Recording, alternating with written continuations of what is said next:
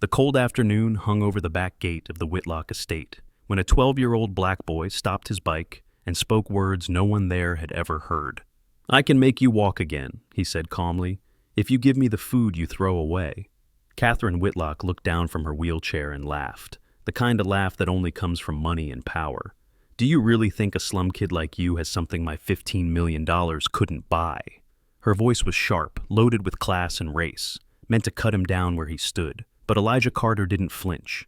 His eyes stayed steady, unreadable, as if he was already seeing something she couldn't, something that terrified her. Because what Catherine didn't realize, not in that moment, not in that laugh, was that her entire life, her fortune, and her carefully protected lie had just been exposed by a boy everyone else had underestimated. If you've ever been judged before you were heard, subscribe now. This story was made for you. For 3 days, Elijah Carter watched the house across the street as if it were a living thing, breathing excess and silence. The Whitlock estate never slept. Black SUVs came and went. Staff moved like shadows behind tall windows. And every afternoon, at almost the same hour, a silver tray appeared near the service door, stacked with plates still warm, barely touched. Steak with one bite missing, bread never broken, desserts still perfect. The food was carried out not with care, but with boredom, then dumped without a second thought. From the cracked window of their small apartment, Elijah saw it all while his stomach tightened, not from hunger alone, but from disbelief. Inside that apartment, Mama Ruth measured tea leaves carefully, stretching what little they had left. Hunger lived there too, but it carried dignity, no waste, no complaining, just quiet endurance. Elijah said nothing at first, he only watched. He counted patterns the way other boys counted basketball scores. The time Catherine Whitlock took her meals, the moment her medication arrived, the way her voice sharpened right before the staff flinched. By the third day, Elijah understood something that made his chest feel heavy.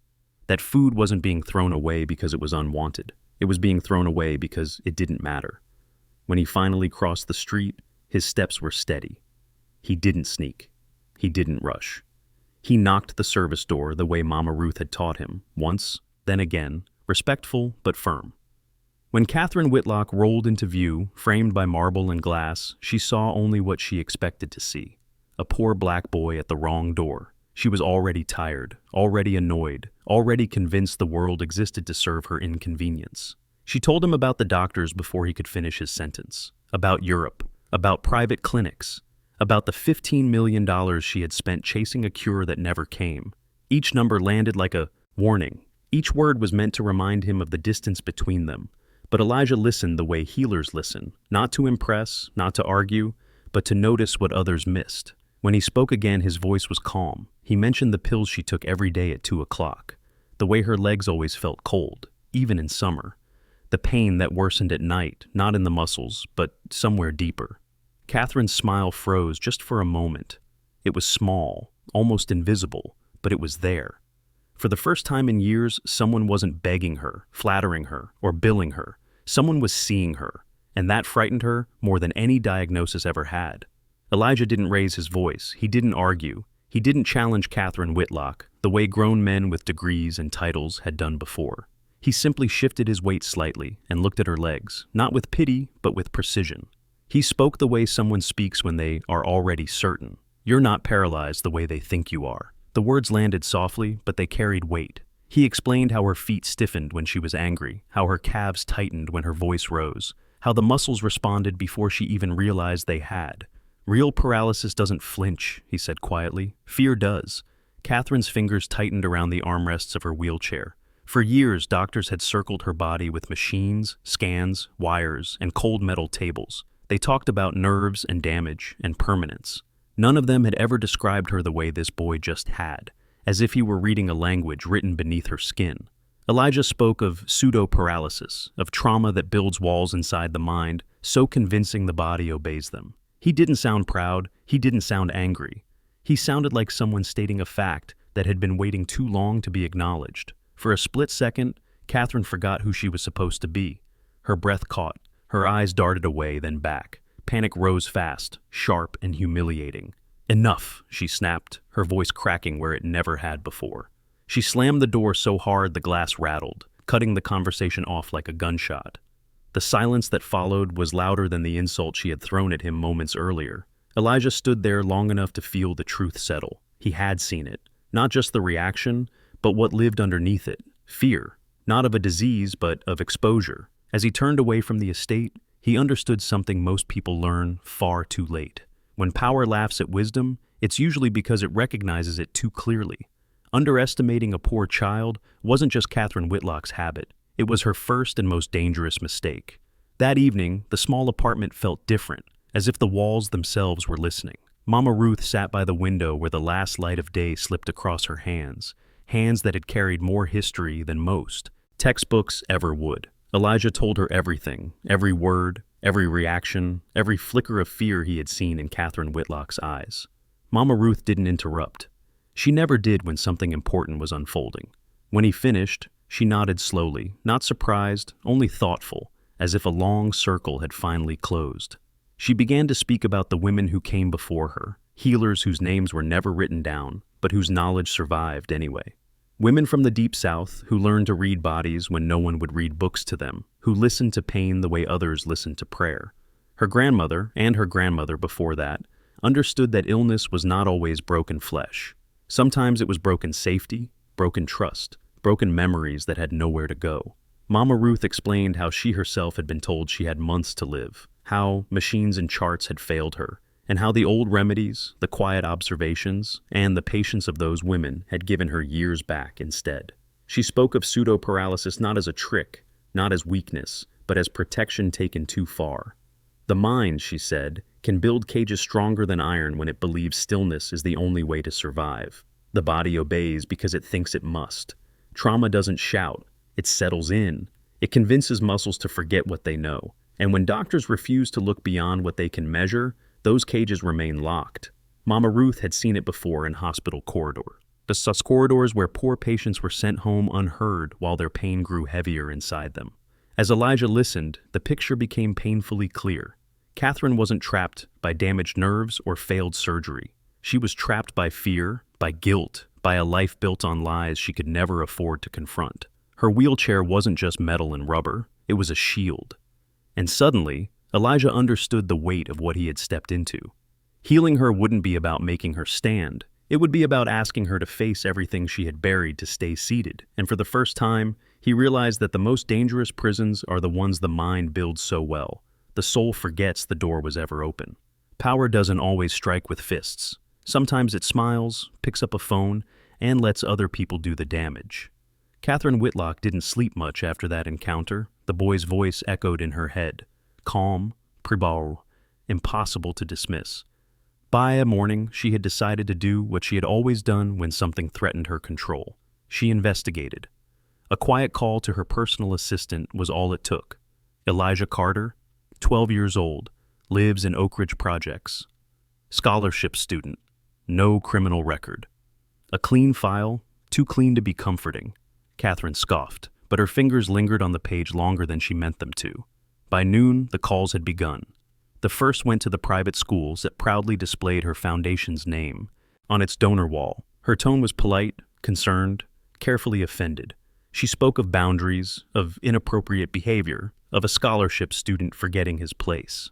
The next day, Elijah was called into an office lined with awards and quiet threats. He was reminded how rare his opportunity was, how fragile, how easily it could disappear if he caused discomfort to the wrong people. The message was never spoken out loud, but it was unmistakable. Stay silent or lose everything. That wasn't enough for Catherine. Power rarely stops at one move. Soon after, the management office at Oak Ridge Projects began receiving calls, complaints about noise that never happened, notices about inspections that always found something small but costly, pressure without fingerprints, fear delivered in envelopes, and warnings. Elijah felt it closing in, the walls tightening not just around him, but around Mama Ruth too. He told her everything that night, his voice steady but his eyes searching. She listened, then sighed the way only someone who has seen this pattern before can. Mama Ruth didn't sound angry. She sounded certain. "That woman is afraid," she said. "When people with money start pushing this hard, it's because they're running from something. They don't attack lies like this. They attack truth." She explained that fear makes powerful people careless, that intimidation is the language of those who know exposure would cost them more than silence ever could. Elijah understood then that this wasn't just retaliation, it was confirmation. And if you're still watching right now, comment truth, because stories like this survive only when people refuse to look away. What Catherine didn't realize was that every call she made, every quiet threat, only sharpened Elijah's focus. Each attempt to erase him proved that he had touched something real, something dangerous. In trying to crush a child she believed was beneath her, she revealed the one thing she could never afford to show, her fear. And fear, once exposed, has a way of turning power against itself. Elijah did not have money, connections, or a private investigator. What he had was time, patience, and the kind of hunger that teaches you to notice what others overlook. The next afternoon, he stayed after school and slipped into the library as the halls emptied. The air smelled like paper and polish, and the computers hummed with quiet authority. He sat down like he belonged there, shoulders squared, eyes steady, and typed Catherine Whitlock into the search bar as if it were just another homework assignment. What he found at first was exactly what she wanted the world to see. Philanthropy headlines, gala photos, a foundation website filled with bright smiles and staged generosity.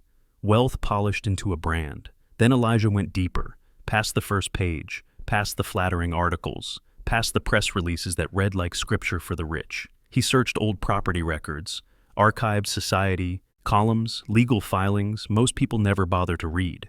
The picture began to change. Catherine had not been born into this life. Years ago, she had been Catherine Kowalski, the daughter of immigrant parents who worked hard and stayed invisible. Her rise was not a fairy tale. It was a marriage.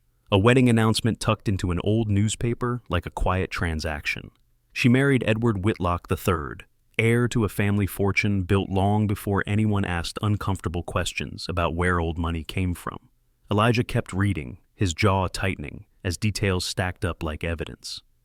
The Whitlock name stretched back through generations of land and power, through businesses that thrived in the shadows of history.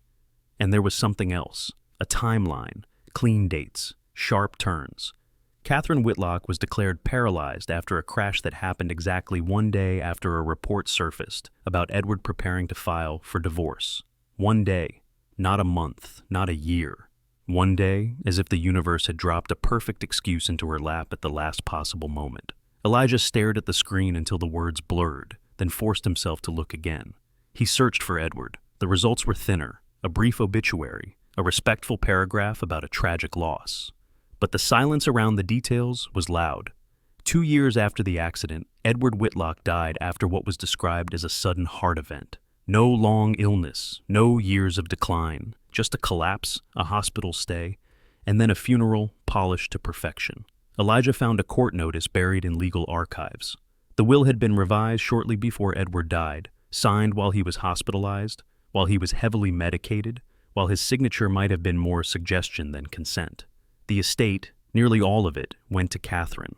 That was when Elijah felt the story shift from suspicious to dangerous. He leaned back in the chair, listening to the quiet of the library, aware of how alone he was in that moment. Most people would have stopped there. Most people would have told themselves it was none of their business. But Elijah could not unsee what Catherine had done to them this week, how quickly she had turned her power into a weapon. A woman like that did not become that cruel by accident. Cruelty is usually a symptom, and Elijah had learned to trace symptoms back to their source. He searched his own last name next, Carter, Oak Ridge, Baltimore. The results were not in glossy headlines, they were in fragments, old neighborhood histories, a church record, a faded oral history transcript from a local museum site. The Whitlocks were not just wealthy strangers across the street. Their family had owned land in the same region where Elijah's ancestors had been forced to work. Names changed, addresses shifted, the pattern stayed the same, and then Elijah found a final detail that made his throat go dry. A passing mention in an archived medical tribute to the Whitlock family, matriarch, a woman who had survived a cancer diagnosis years back against all odds. The article praised doctors, credited modern medicine, and treated her recovery like a miracle. But tucked into the list of caregivers was a name Elijah recognized instantly. Ruth Carter, nursing assistant, longtime caregiver, quietly thanked, quickly forgotten. Elijah's fingers hovered over the keyboard as the implication settled into place with a chilling clarity. Mama Ruth had been inside that world before, close enough to see what it really was, close enough to learn what they never admitted, close enough to witness things the Whitlocks would rather keep buried. As Elijah walked home later that night, the city felt sharper, colder, as if every streetlight was watching. Catherine Whitlock was not simply a bitter millionaire in a wheelchair. She was a woman built from survival and shame, trapped in a life she stole, and a story she could not afford to lose. And that was the real prison. Not the chair, not the mansion, but the fear of what would happen if the truth ever stepped into the light. By the time Elijah finished connecting the pieces, his hands were steady. That was how Mama Ruth knew he had crossed a line inside himself. He wasn't shaking with anger. He wasn't burning with revenge. He was quiet, focused, dangerous in the calm way storms are dangerous before they break. When Mama Ruth asked what he planned to do, Elijah didn't answer right away. He stared at the table between them, worn smooth by decades of survival, and finally said the words that mattered most. "I don't want to destroy her. I want her to see herself."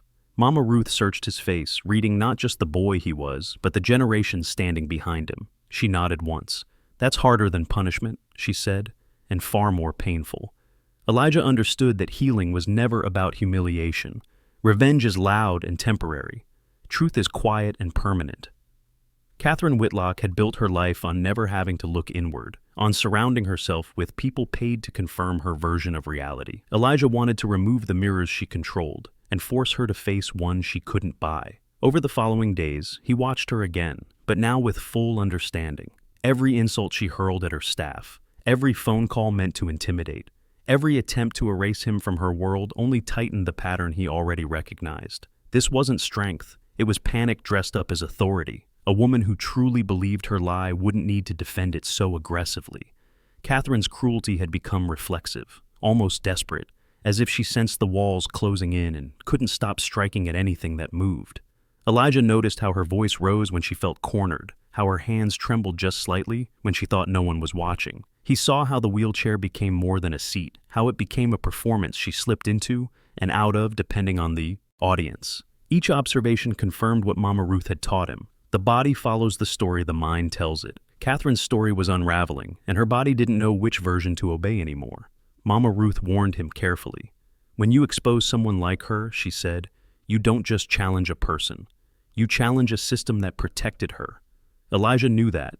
He also knew that silence would protect that system far better than any confrontation ever could. The question was not whether Catherine deserved mercy. The question was whether allowing her lie to continue would harm others the way it had already harmed them.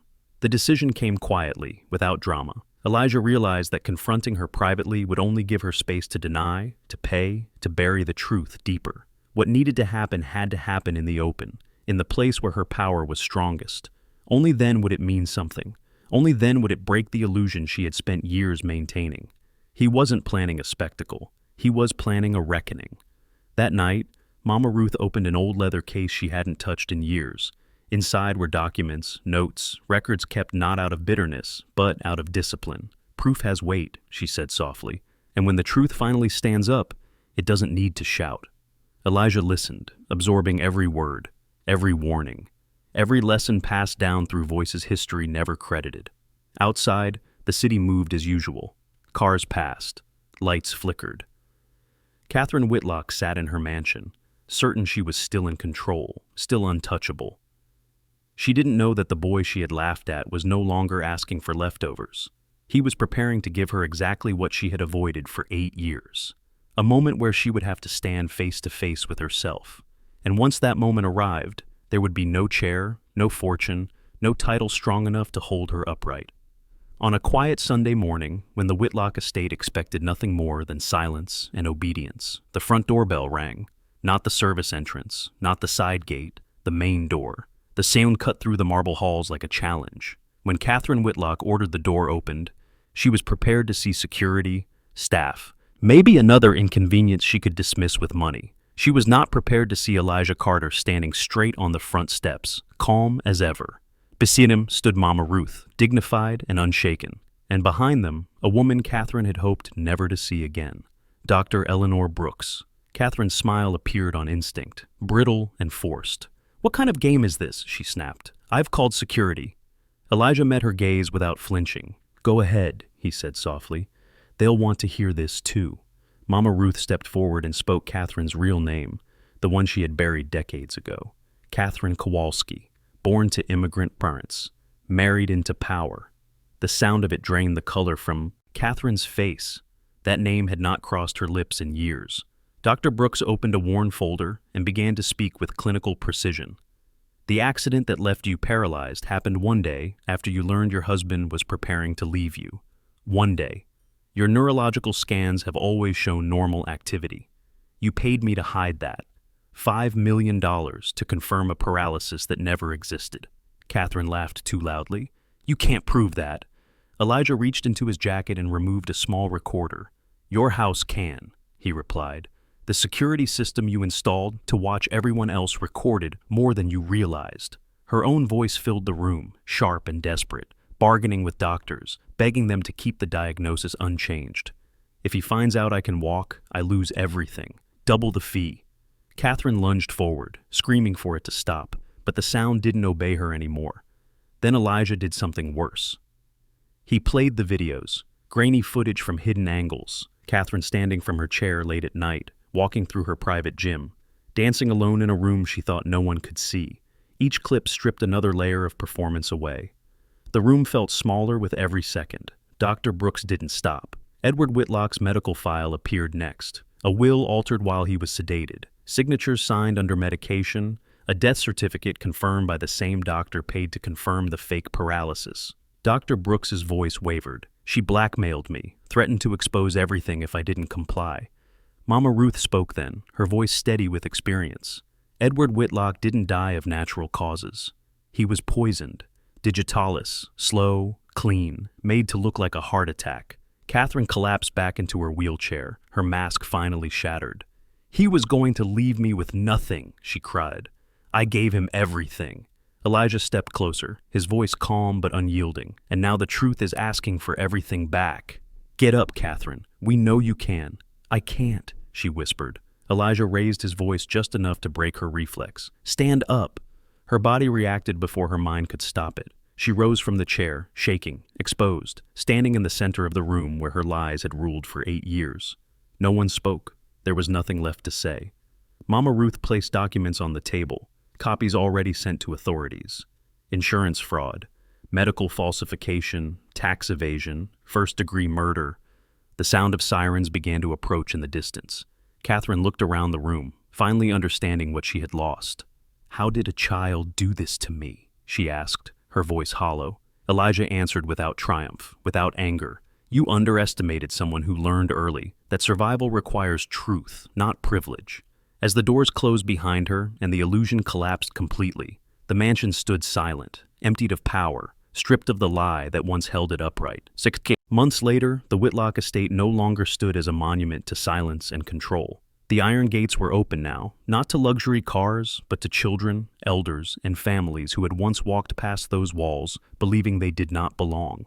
The marble floors echoed with different sounds: laughter, learning, purpose. What had once been a fortress of arrogance had become a community center bearing Mama Ruth's name, built not by charity, but by justice.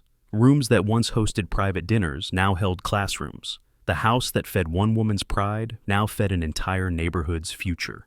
Elijah Carter never returned there as a victor. By then, he was already living a different life. At 14, he became one of the youngest students ever admitted to Harvard, not as a symbol, not as a headline, but as a student who still listened more than he spoke. He turned down interviews and offers that promised fast money and louder fame. Mama Ruth taught him that wisdom grows best when it is protected from noise. He came home whenever he could, sitting at the same worn table, learning the same quiet lessons passed down through generations that history never bothered to credit. Catherine Whitlock's world, by contrast, had grown very small. The mansion was gone, the fortune dismantled piece by courts and truth. In prison, far from the mirrors she once controlled, her body finally began to fail her. Stress and isolation did what fear and lies eventually do. The paralysis she had performed for years became real. The wheelchair she now used was borrowed, basic, stripped of all symbolism. For the first time, there was no audience to convince. Elijah visited her once. They sat on opposite sides of thick glass, the noise of the prison humming in the background. Catherine asked him why he came. He answered without anger. I didn't come to punish you. I came to make sure you understood. I only wanted you to stop trying to destroy us.